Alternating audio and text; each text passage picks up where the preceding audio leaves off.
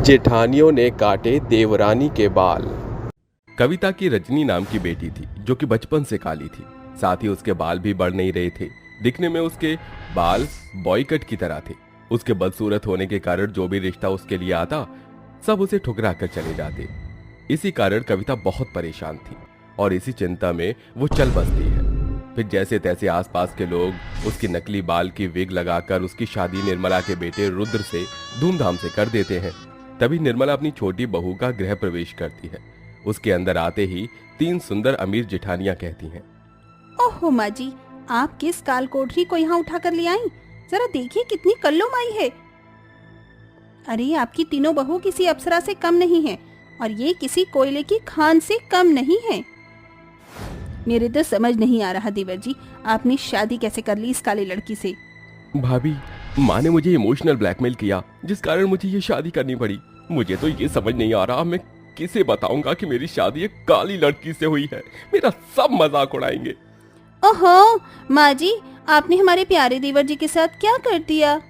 कुछ भी नहीं किया, सर्वगुण संपन्न है। मुझे सुशील बहू चाहिए थी और वो रजनी है। सिर्फ काली ही है तो क्या हुआ? तुम तीनों महारानी कौन सा घर का सारा काम करती हो? जब देखो लड़ती रहती हो कि पहले तू काम कर, पहले तू काम कर। हाँ तो माँ जी, हम तीनों को बराबर काम करना चाहिए, इसीलिए लड़ते हैं। बहू, तो इन तीनों की बातों का बुरा मत मानना। रुद्र, जा इसे अंदर ले जा। अपनी माँ के कहने पर रुद्र रजनी को अपने कमरे में ले जाता है, जहाँ वो शर्माती हुई दुल्हन की तरह बिस्तर पर उसका इंतजार करती है। तभी रुद्र बोलता है, देखो ये शर्माना बंद करो। मैंने पहले भी कहा था और अब बोल रहा हूँ, बार बार नहीं कहूंगा, मैं तुम्हें पसंद नहीं करता। जरा अपनी शक्ल देखो। अगर मैं काली हूँ रुद्र जी, तो इसमें मेरा क्या दोष है? भगवान ने हमें बनाया है, आप मुझे एक मौका तो दीजिए, मैं आपकी बहुत अच्छी पत्नी बनूंगी। मैं तुमसे कोई बेकार की बहस नहीं करना चाहता। तभी रजनी के सिर पर बार बार मधुमक्खी उड़ रही थी। रुद्र जैसे ही मधुमक्खी को हटाता है तो उसके हाथ से रजनी के दुपट्टे के साथ उसके नकली बालों की विग भी उतर जाती है और रजनी के छोटे छोटे बाल देखकर वो गुस्से से कहता है, छी, मुझे तो यकीन ही नहीं हो रहा कि मैंने तुम जैसी बदसूरत छोटे बाल वाली काली लड़की से शादी की है। झूठ बोलने की, धोखा देने की भी एक हद होती है। तुमने तो सारी लिमिट क्रॉस कर दी। मैं अभी सबको सच बता दूंगा। माँ, भाभी, भैया, जल्दी यहाँ आइए, देखिए इस काली की काली करतूत। रुद्र की आवाज सुनते ही घर के सभी सदस्य उसके कमरे में आ जाते हैं और रजनी को ऐसे देखकर गुस्से में आकर उसे बहुत खरी खोटी सुनाते हैं। उनकी बातों से रजनी खड़ी खड़ी रोने लगती है। वो किसी से क्या कहती, आखिर माँ बाप भी नहीं थे। तभी वो हाथ जोड़कर कहती है, माँ जी, रुद्र, मेरी शादी नहीं हो रही थी, इस कारण मेरी माँ भी चल बसी थी। आसपास के लोगों ने मेरी शादी कराने के लिए मुझे नकली बाल लगा दिए, लेकिन मैं आप सबको धोखा नहीं देना चाहती थी। ये मेरी मजबूरी थी। प्लीज मुझे घर से बाहर मत निकालिए। आप सबके अलावा मेरा कोई नहीं है। मैं कहाँ जाऊंगी? नास पीटी, मैंने तेरा इतना साथ दिया और तू दगाबाज निकली। अब तुझे मैं घर से कैसे निकालूं? ठीक है, तू मेरे बेटे की पत्नी बन गई है तो मैं तुझे यहाँ से निकालूंगी नहीं। हाय हाय, कितनी कल्लो है, ऊपर से लड़कों की तरह बॉयकट हो रखा है। भगवान ने इसे गलती से लड़की बना दिया। बिल्कुल ठीक बोला तुमने, बाल इतने छोटे कैसे रह गए? रजनी मम्मी ने बालों में चंपी नहीं की थी क्या? मुझे तो लगता है इसे कोई अंदर से बीमारी हो रही है, तभी ये इतनी काली और छोटे बालों वाली है। नहीं नहीं जेठानी जी, ऐसा कुछ भी नहीं है।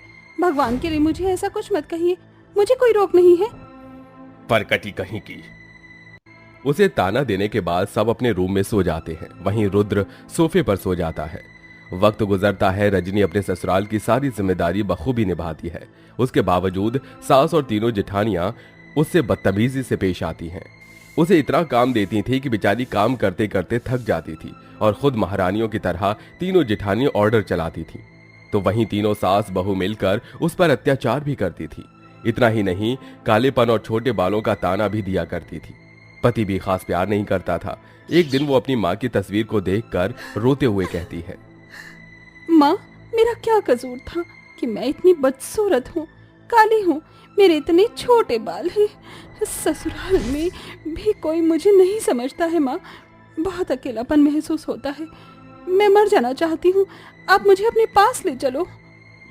उसकी ये बात सुनकर एक तेज रोशनी में उसकी माँ प्रकट होकर कहती है, ना मेरी बच्ची, ऐसे मत बोल। तेरी तो उम्र अभी बहुत लंबी है। मैं तुझे आशीर्वाद देती हूँ कि तेरे बाल जादुई और लंबे हो जाएं और तू सुंदर भी हो जाए। कविता के ये कहते ही उसकी बेटी बहुत सुंदर हो जाती है, साथ ही लंबे लंबे बाल भी आ जाते हैं। तभी अपने बालों को देखकर रजनी कहती है, अरे वाह, मैं कितनी सुंदर लग रही हूँ और मेरे बाल भी कितने बड़े हैं। शुक्रिया माँ। जा, अब अपने जादुई बालों से अपने ससुराल वालों का दिल जीत। तू जो बोलेगी तेरे जादुई बाल तुझे वो देंगे। तभी उसकी माँ गायब हो जाती है। फिर आईने में खुद को देखकर रजनी बहुत खुश होती है। फिर वो घर के काम करती है तो अचानक से जेठानी किंजल कहती है, अरे रजनी, तुम तो इतनी काली टकली सी थी, तुम्हारी शक्ल कैसे बदल गई? कौन से पार्लर से तैयार होकर आई हो? ओह माय गॉड, ये हमारी वही काली देवरानी है ना? इतनी सुंदर कैसे दिख रही है? दीदी, मैं बहुत परेशान थी तो माँ मेरे पास आई और उन्होंने मुझे आशीर्वाद दिया। उसी आशीर्वाद की वजह से मैं इतनी सुंदर हो गई और मेरे बाल भी जादुई हैं। अच्छा, जादुई हैं तो जरा कोई करिश्मा करके दिखाओ। देख लीजिए जेठानी जी, ए मेरे जादुई बाल, निकाल नोटों की गड्डी 1000। रजनी के ये बोलते ही उसके जादुई बालों से नोटों की गड्डी निकलने लगती है। ये देखकर तीनों जेठानी का मुंह खुला का खुला रह जाता है। साथ ही निर्मला रसोई से खड़े खड़े वहां सब कुछ देख लेती है और आकर अपनी बहू के माथे पर चूम कर कहती है, अरे वाह, मेरी प्यारी बहू कितनी सुंदर लग रही है। अरे तू तो मेरे जिगर का टुकड़ा है, टुकड़ा। देखो, अब से कोई इसे परेशान नहीं करेगा, ना वो कोई घर के काम करेगी। समझ आई बात? निर्मला लालच के कारण रजनी को पुचकारती है। बदले में घर का सारा काम तीनों जेठानियों को करना पड़ता है। इस वजह से तीनों अपनी देवरानी से चिढ़ने लगती हैं। दिन गुजरते हैं। निर्मला अपनी बहू के जादुई बालों से कभी खाने की चीज मांगती तो कभी सोने चांदी की। इससे वो रजनी की बहुत तारीफ करती है। शुक्रिया माँ, आपकी वजह से माँ जी मुझे प्यार करने लग गई, वरना सबने तो मुझे धिक्कार ही दिया था। देख रही हो जेठानी जी, अब ये देवरानी माँ जी की चहेती बन गई है। माँ जी से कितना प्यार कर रही हैं और उसके घर का सारा काम हमें करना पड़ रहा है। हाँ, देख रही हूँ, जादुई बालों की वजह से देवर जी भी इसे अब प्यार करते हैं। लगता है इसके बाल अब काटने ही पड़ेंगे। आज रात को ही काट लेंगे फिर। रात को जब घर में सभी सो रहे थे तो तीनों जेठानियां कैंची लेकर उसके लंबे बालों को काटने जाती हैं। उनके जादुई बाल उनका किया उन तीनों पर कर देते हैं, जिससे वो कैंची उनके बाल ही काट देती है और तीनों टकली हो जाती हैं। एक दूसरे को ऐसा देखकर जोर जोर से वो रोने लगती हैं। शोर के कारण सब जागकर इकट्ठा हो जाते हैं। फिर रजनी कहती है, अरे आप तीनों जेठानी जी मेरे कमरे में क्या कर रही हैं? आप तीनों टकली कैसे हो गई? जलन के कारण। हम तुम्हारे बाल काटने आए थे लेकिन उल्टा ही हो गया, हम तीनों ही टकली हो गई। तो तुम्हें ऐसा करने की क्या जरूरत थी? माँ जी, घर का सारा काम हमें ही करना पड़ रहा था और आपकी लाडली बहू रजनी बन गई थी, इसीलिए हमने ये करने का सोचा। लेकिन अब हमें बहुत पछतावा हो रहा है, हम ऐसे टकले नहीं रहना चाहते। रजनी, हमें माफ कर दो, कुछ तो करो। रेखा दीदी, जो जैसा करता है वैसा ही भरता है और आपके साथ वही हुआ है। मैं आपको पहले जैसा कर देती हूँ। हे मेरे जादुई बाल, मेरे जेठानियों के कर दे फिर से अच्छे बाल। रजनी के कहते ही उसके जादुई बाल एक तेज रोशनी में उन तीनों के पहले जैसे बाल लौटा देता है, जिससे वो तीनों बहुत खुश हो जाती हैं और माफी मांगकर अपनी देवरानी के साथ खुशी खुशी रहने लगती हैं। सोना, मोना, कीरा, किरण और तनु पांचों ही अब बड़ी हो चुकी थी। महेश ने गरीबी में टाइम काट काट कर अपनी बेटियों को बड़ा किया था और अब उसके सर पर उनकी शादी की चिंता थी। जया, मैं अपनी बेटियों की शादी को लेकर बहुत परेशान हूँ। परेशानी वाली बात भी है। 1 या 2 नहीं, पूरी 5 बेटियों की शादी की जिम्मेदारी है हम माँ बाप के कंधों पर। और शादी तो शादी, इनका दहेज कहाँ से आएगा?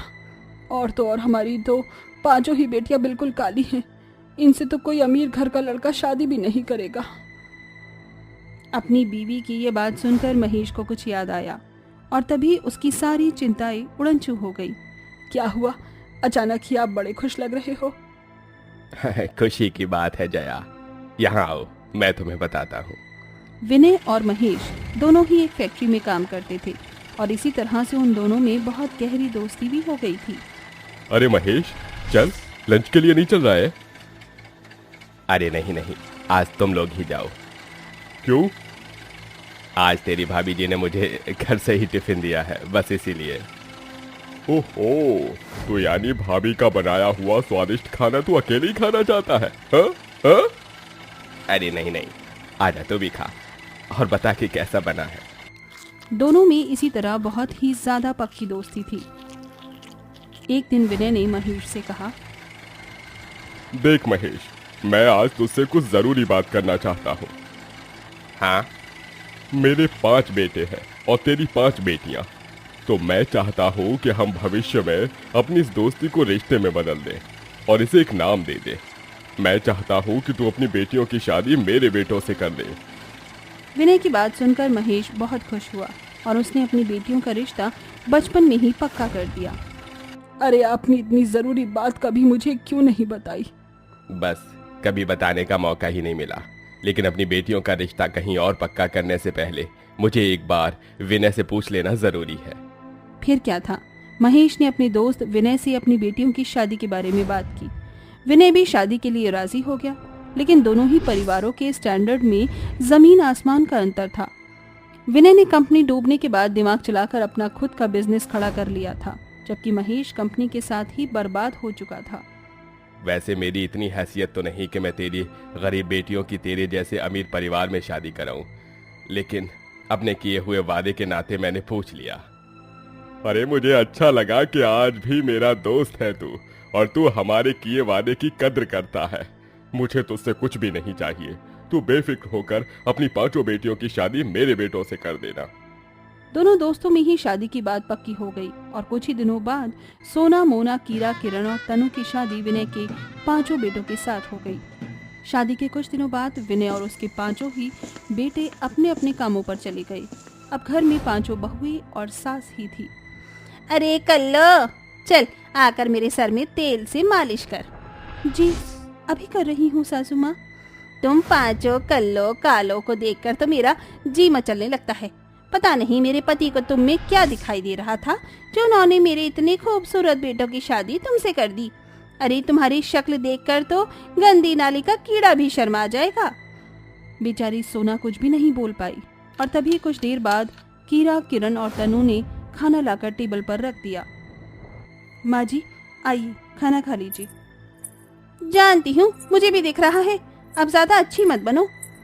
महादेवी खाने के टेबल पर बैठ गई, लेकिन जैसे ही खाना खाने के लिए उसकी बहुएं टेबल पर बैठी तो उसने उन्हें एक जोर की घुड़की लगाई। कल्लो कालियों, तुम्हारी ये औकात नहीं है कि तुम मेरे साथ इस टेबल पर बैठकर खाना खाओ, समझी? यहाँ बैठो नीचे और ये खाओ। महादेवी ने अपनी बहुओं को नीचे फर्श पर बैठने को बोला और उनके सामने कल की बची हुई रूखी सूखी रोटियां रख दी। तुम ना यही खाती हुई अच्छी लगोगी। मेरे साथ बैठकर खाया हुआ खाना तुम गरीबों को हजम नहीं होगा। बेचारी 5 बहुएं अपनी सास के इतने बुरे बर्ताव पर भी कुछ नहीं बोली और चुपचाप वहीं रूखा सूखा खाना खाकर अपना पेट भरने लगी। महादेवी को ऐसा ही बर्ताव करते हुए काफी सारे दिन बीत चुके थे। वो अपनी बहुओं को कभी अच्छा और भरपेट खाना खाने को नहीं देती थी और ना ही कभी उनसे प्यार से पेश आती थी। इसी तरह से दिन बीतते जा रहे थे। एक दिन महादेवी की तबीयत खराब हो गई। उसे तेज बुखार था और उसके चेहरे पर मोटे मोटे लाल लाल छाले पड़ गए। माँ तो बहुत बीमार है, मुझे लगता है कि उनके माता निकल आई है। माता तो बहुत ही खतरनाक बीमारी है, कहती है कि माता की मरीज से दूर ही रहना चाहिए वरना इसका इन्फेक्शन बहुत जल्दी लगता है। हाँ, लेकिन वो हमारी माँ है और अगर हम ही उनसे दूर रहेंगे तो फिर उनकी सेवा कौन करेगा? सही कहा दीदी ने, यही तो मौका है अपनी सासू माँ के दिल में एक अच्छी जगह बनाने का। हो सकता है कि अगर हम सासू माँ की अच्छे से सेवा करें तो वो हमसे ये बुरा बर्ताव करना छोड़ दे। सही कहा। बहुएं आपस में खड़ी हुई बात ही कर रही थी कि तभी महादेवी की दर्द की वजह से चिल्लाने की आवाज आई। लगता है कि माँ का सर ज्यादा दर्द कर रहा है, हमें उनके पास चलना चाहिए। 5 बहुएं अपनी सास के पास चली गईं और बिना किसी इन्फेक्शन लगने की चिंता के अपनी सास की सेवा करने लगी। सोना ने उसके लिए तुलसी की पत्तियों से काढ़ा तैयार किया। लीजिए माँ जी, इसे पी लीजिए, आपकी तबीयत को इससे एकदम आराम मिलेगा। सोना ने वो काढ़ा अपनी सास को अपने हाथों से पिलाया और फिर पांचों बहुएं अपनी सास की सेवा में लग गई। एक उसका सर दबा रही थी तो बाकी हाथों और पैरों की मालिश कर रही थी। हे भगवान, माँ का बुखार तो हल्का ही नहीं हो रहा है, मैं डॉक्टर को बुलाकर लाती हूँ। कुछ ही देर बाद डॉक्टर आ गया और उसने महादेवी को दवाइयाँ दे दी। माँ, अपना मुंह खोलिए, इन दवाइयों को खाकर आप एकदम अच्छी हो जाओगी। अपनी बहुओं को खुद की इतनी सेवा करते देख महादेवी के दिल में उनके लिए मोहब्बत जाग गई और जब शाम को उसकी तबीयत में थोड़ा सुधार आया तब वो अपनी बहुओं से बोली, बहुओं यहाँ आओ। पांचों बहुएं डरती हुई अपनी सास के पास गई। मैंने तो तुम्हारे साथ कितना गलत सलूक किया, कभी तुम्हें अपनी बेटी नहीं माना, कभी तुम्हें अपनी बहू नहीं माना, लेकिन फिर भी तुमने मेरी सेवा की, वो भी उस बीमारी में जिसका नाम सुनते ही सभी दूर भागने लगते हैं। अब छोटा मुंह बड़ी बात, पर सासू माँ, बुरे वक्त में अगर अपने ही अपनों से काम नहीं आएंगे तो कौन आएगा? आप और हम परिवार हैं, और अगर हम ही एक दूसरे का साथ नहीं देंगे तो कौन देगा? हाँ मम्मी जी, दीदी ने बिल्कुल सही कहा, और अगर जाने अनजाने में हमसे कोई गलती हो गई हो तो हमें माफ कर देना। अपनी बहुओं की बात सुनकर महादेवी की आंखें खुल गई। माफी तो मुझे तुमसे मांगनी चाहिए, मैं अभी तक तुम्हारे साथ बहुत गलत कर रही थी, लेकिन अब मुझे मेरे किए पर पछतावा है, हो सके तो मुझे माफ कर दो बहुओं। माँ, बड़ों के हाथ माफी के लिए नहीं, आशीर्वाद के लिए उठते हुए अच्छे लगते हैं, आप माफी मत मांगिए। तुम्हारा शुक्रिया मेरी बहुओं, अब आओ हम सभी साथ बैठकर खाना खाते हैं। महादेवी और उसकी बहुओं ने पहली बार साथ साथ बैठकर अच्छा खाना खाया था। माँ, हम इस खाने के नहीं, आपके इसी प्यार के भूखे थे, और आज हमारी ये भूख भी मिट गई। और इस तरह महादेवी की पांचों बहुओं ने उसका दिल भी जीत लिया था और अब सब कुछ ठीक हो चुका था।